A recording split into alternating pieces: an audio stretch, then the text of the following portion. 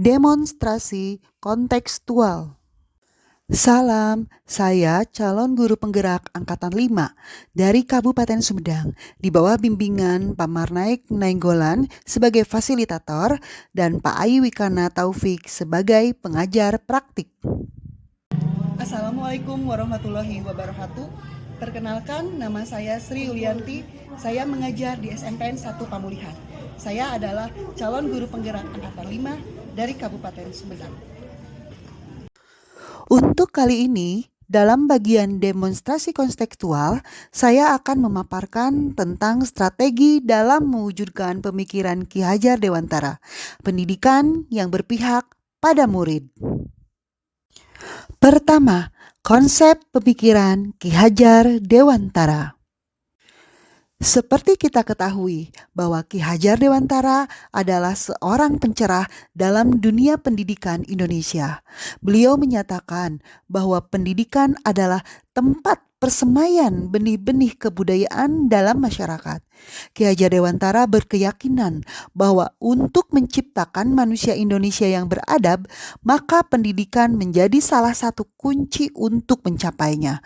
Pendidikan dapat menjadi ruang berlatih dan bertumbuhnya nilai-nilai kemanusiaan yang dapat diwariskan dan juga diteruskan.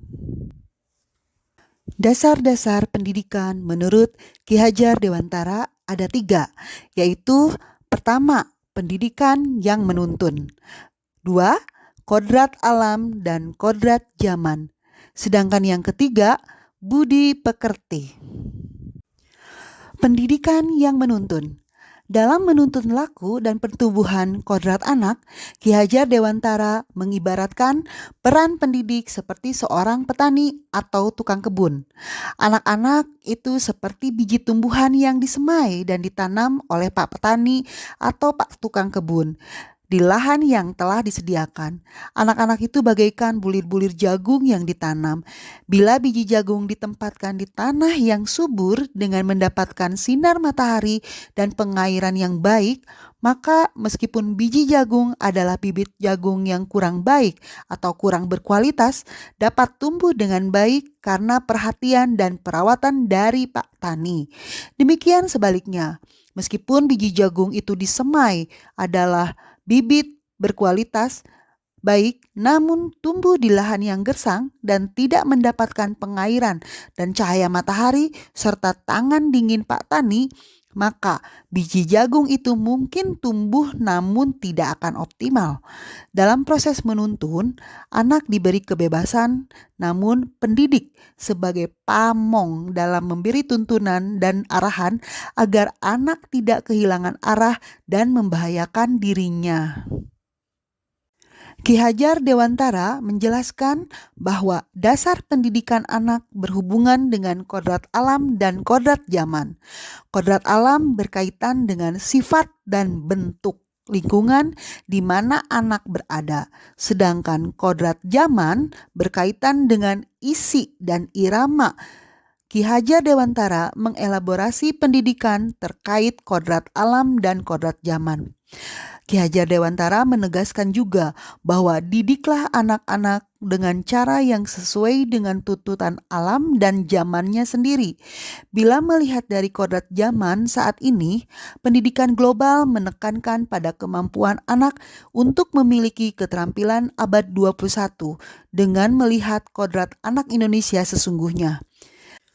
Beliau mengingatkan juga bahwa pengaruh dari luar tetap harus disaring dengan tetap mengutamakan kearifan lokal budaya Indonesia.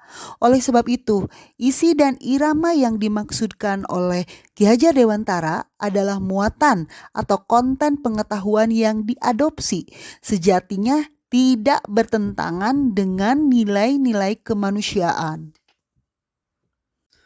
Untuk yang ketiga, yaitu budi pekerti. Menurut Ki Hajar Dewantara, budi pekerti atau watak atau karakter merupakan perpaduan antara gerak pikiran, perasaan, dan kehendak atau kemauan sehingga menimbulkan tenaga. Budi pekerti juga dapat diartikan sebagai perpaduan antara cipta, kognitif, karsa, afektif, sehingga menciptakan karya psikomotor. Tentu sudah tidak asing lagi dengan semboyan pendidikan menurut Ki Hajar Dewantara. Ingarso Sungtulado, ing Madya Mangunkarso, Tuturi Handayani. Ingarso Sungtulado yaitu bahwasannya seorang guru, pengajar, atau pemimpin harus bisa memberi contoh, teladan, ataupun panutan kepada orang lain di sekitarnya saat ia berada di depan. Karena saat berada di depan, segala gerak-geriknya bisa terlihat oleh orang-orang di belakang. Guru di depan harus mampu memberi contoh bagi anak didiknya, baik sikap, perilaku, maupun pola pikirnya. Ing Madya Mangunkarso, guru berada di antara anak didik. Maka guru tersebut harus mampu memberikan bimbingan, tuntutan, inspirasi, dan motivasi bagi anak didik hingga anak didik dapat lebih maju dalam belajar. Tutwuri Handayani yang bermakna bahwa guru di belakang anak didik memberikan dorongan dan dukungan bagi anak didik. 2. Penerapan konsep pemikiran Ki Hajar Dewantara.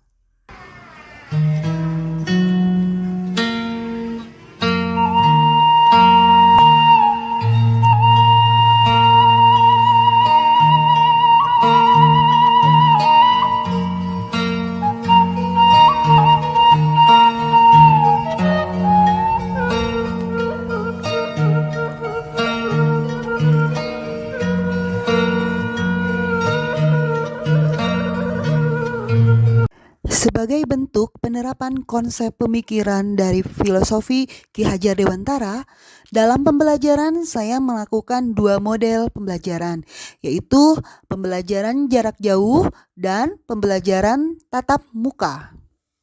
1. Pembelajaran jarak jauh atau sering disebut dengan PJJ. Ini dilakukan karena efek dari pandemi COVID-19. Karena kegiatan belajar mengajar tetap harus dilakukan, saya menggunakan sistem dalam jaringan online atau daring beserta anak didik saya. Biasanya, saya melakukan komunikasi dan pembelajaran melalui WhatsApp grup mata pelajaran, baik berbentuk voice note, video call, atau teks. Saya pun memanfaatkan beberapa kali video conference dengan memanfaatkan Zoom Meeting ataupun Gmeet. Untuk Learning Management System atau LMS-nya, saya memanfaatkan aplikasi Google Classroom. Nah, sekarang Ibu mau menanyakan mengapa faktor iklim bisa mempengaruhi terjadinya hubungan interaksi antar negara? Faktor yang menimbulkan berbagai bentuk interaksi negara ASEAN adalah faktor iklim, faktor geologi, faktor ketersediaan sumber. Assalamualaikum warahmatullahi wabarakatuh. Nama saya Nisa Siti Anggraini dari kelas 8B. Faktor yang menimbulkan berbagai bentuk interaksi negara ASEAN adalah faktor iklim, faktor geologi, dan faktor ketersediaan sumber daya alam. Faktor yang mempengaruhi. Assalamualaikum warahmatullahi. Ibu sekarang nanyanya yang Ibu ya. Sok, siapa yang bisa? Ayo. Yang udah jawab yang pertanyaan yang tadi hebat. Udah Ibu nilai. Benua Asia dan benua Australia menyebabkan wilayah ini memiliki pola arah angin yang bergantian setiap setengah tahun. Wah, hebat penjelasannya. Ini dari Neng Kirana ya. Coba yang lain bisa menambahkan.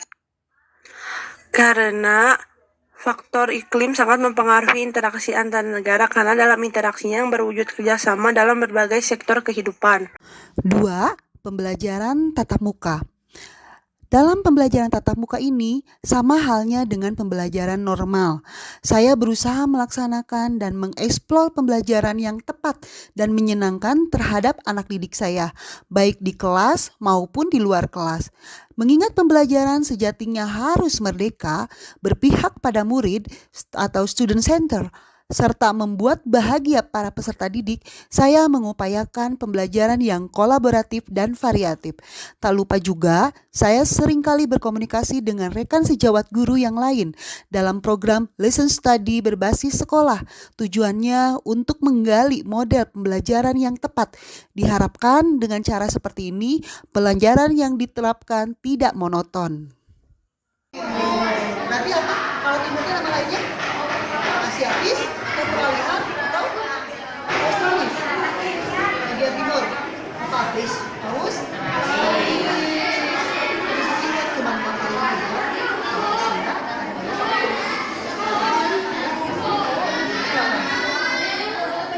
Ini belum diisi. Ini kamu bisa bantu ini cari jawaban ini dari cermin. Apa ini masuk ke Asiatis, Australis atau peralihan Asiatis? So, win. 3. Tantangan dan solusi dalam penerapan pemikiran Ki Hajar Dewantara.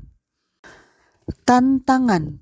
Dari sekian banyak tantangan yang sering dihadapi oleh seorang pendidik atau guru, salah satu di antaranya adalah bahwa setiap murid memiliki karakter yang berbeda-beda sesuai dengan kodrat alam dan kodrat zamannya.